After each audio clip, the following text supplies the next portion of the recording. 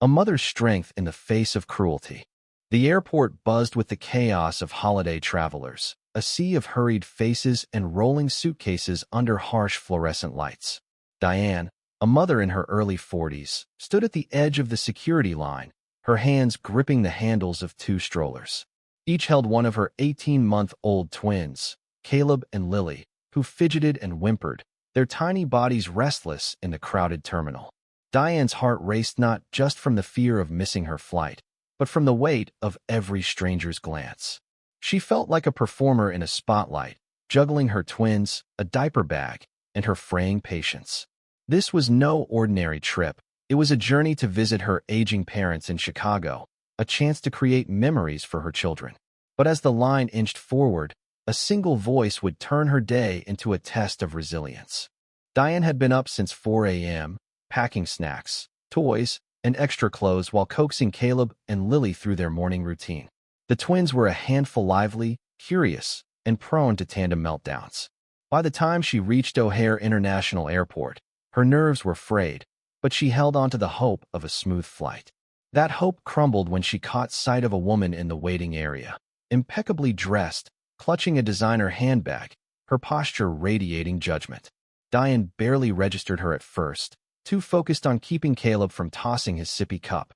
But as she maneuvered the strollers toward the gate, the woman's voice sliced through the din. "You're trying to get both those strollers on the plane?" The woman scoffed, loud enough for heads to turn. "Should have thought twice before having so many kids." Diane froze, her breath catching. The words stung like a slap, sharp and personal. She turned, meeting the woman's cold gaze. Her name tag, pinned to a tailored blazer, read Margaret. Diane's voice trembled as she responded, "Excuse me." Margaret didn't flinch. She leaned back in her seat, flipping through a magazine with a smirk. "I said, you should have thought before having so many kids. You're clearly in over your head." The crowd around them grew quieter, some passengers glancing over with curiosity, others pretending not to hear. Diane's face burned, her mind racing. She wanted to snap back, to defend herself, but Caleb's sudden wail pulled her attention. She knelt to soothe him, her hands shaking. Margaret's words echoed, each syllable a jab at her identity as a mother. Diane had faced sleepless nights, endless diaper changes, and the constant fear of not being enough for her twins. But to hear it from a stranger, in front of a crowd, it was a new kind of wound. Then Margaret leaned forward, her voice dripping with mock sympathy. "Maybe just pick your favorite kid to comfort. Let the other one cry it out. No need to make everyone miserable." The air left Diane's lungs. Pick her favorite? The suggestion was so cruel, so absurd, it bordered on obscene. Caleb and Lily were her heart, two halves of a whole. The idea of choosing between them was unthinkable, yet Margaret had said it with the ease of ordering coffee. Diane's fists clenched, her nails digging into her palms. She wanted to scream, to tell this woman she had no right to judge. But Lily's soft whimper grounded her. Diane forced a tight smile, her voice steady despite the storm inside. "Thanks for the advice, but I've got this." Margaret raised an eyebrow, unimpressed, and returned to her magazine as if nothing had happened. Diane turned away, her heart pounding. She felt the weight of every stare in the terminal, real or imagined. Was everyone judging her? Did they see her as a failure, a mother who couldn't control her children? She pushed the strollers forward, whispering to Caleb and Lily, "We're okay, babies. We're okay." But the words were as much for herself as for them. The gate attendant, a young woman named Sarah, called for families with young children to board. Her warm smile was a lifeline. "Need a hand getting settled?" she asked, her tone free of judgment. Diane hesitated, then nodded. "That would be great," she said softly. As Sarah guided them toward the plane, Diane felt a flicker of relief. Not everyone was like Margaret. Some people saw her struggle and chose kindness instead. On the plane, Diane settled into her seat, Caleb on her lap, and Lily beside her. The cabin hummed with the low roar of engines, but the tension from Margaret's words lingered. As the plane taxied, Caleb began to fuss, his cries sharp and insistent. Lily soon joined in, her wails piercing the air.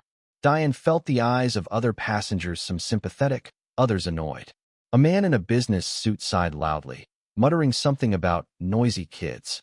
Diane's cheeks flushed, but she refused to apologize. Her children weren't a nuisance. They were babies, doing what babies do. She rummaged through her bag for pacifiers, her movements frantic. The crying intensified, and with it, the scrutiny. A woman across the aisle shot her a look that screamed, "Can't you control them?" Diane's throat tightened, but she pushed the tears back. She wouldn't let them win, not Margaret, not the judgmental passengers, not her doubts. She rocked Caleb gently, murmuring, "It's okay, sweetheart. Mommy's here." Slowly, his cries softened, though Lily's persisted. Sarah, the attendant, passed by, pausing to offer a quiet, "You're doing amazing. Don't let anyone tell you otherwise." The words were simple, but they hit Diane like a wave of warmth. She managed a small smile, her resolve strengthening. She didn't need to be perfect. She just needed to be there, loving her children fiercely. The flight stretched on, a marathon of soothing, distracting, and enduring. Caleb eventually dozed off, his head nestled against Diane's chest. Lily, after a battle with her favorite stuffed bunny, followed suit, her tiny hand clutching Diane's finger. Diane gazed out the window, the clouds below a soft, endless sea. Exhaustion settled into her bones, but so did pride. She had faced Margaret's cruelty, the passengers' stares, and her insecurities, and she was still standing. As the plane descended into Chicago, Diane reflected on the journey. Margaret's words had cut deep, exposing the raw vulnerability of motherhood. But they had also revealed Diane's strength. She wasn't just a mother. She was a warrior, fighting for her children in a world quick to judge. The memory of Sarah's kindness and the fleeting smiles from other passengers reminded her that compassion still existed, even in the chaos of an airport. The plane touched down with a gentle thud, and the seatbelt sign blinked off.